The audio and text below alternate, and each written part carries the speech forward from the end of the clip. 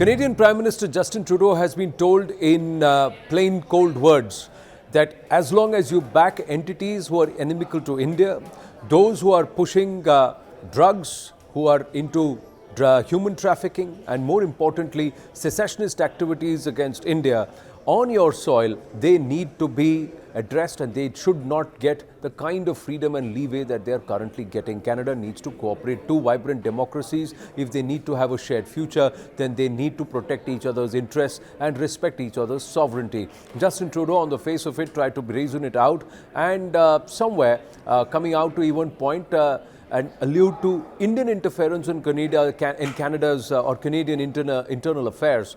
But when pressed again, Justin Trudeau clearly on the back foot. If you look at this picture, you can see that the equations are a little cold. The handshake is not as warm as PM Modi's handshake has been with all the other leaders, because Justin Trudeau found himself singled out, isolated quite literally. Look at all the multilateral fora pictures and Trudeau is not there. Now, whether it is supposed to be his team and his failing foreign policy, or the fact that India has very clearly indicated that Canada is not somebody who's currently welcome, or the equations are very, very frosty between the two nations, stands out. But ironically, he had a technical snag and he couldn't fly out as scheduled. So he was in New Delhi when this happens in Surrey, where the entire referendum attempt is shown again.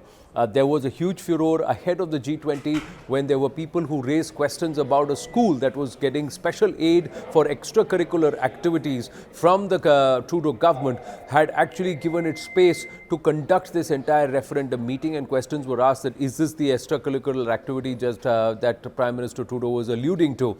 Then the school denied permission after furor, after attention was drawn towards it. But this did happen in Surrey. The claim is that there are more than 135,000 votes. Who are these people who are voting and why are they being allowed to vote? And the question to Justin Trudeau is, a freedom of speech should be respected, but should not the sovereignty of another nation be respected? He said the actions of a few cannot be broad brushed with the actions of the whole community or all of Canada. But what are you doing to counter those who are drug traffickers, those who are gangsters, those who are human traffickers, those who are sitting there and using Canadian soil for nefarious operations in India?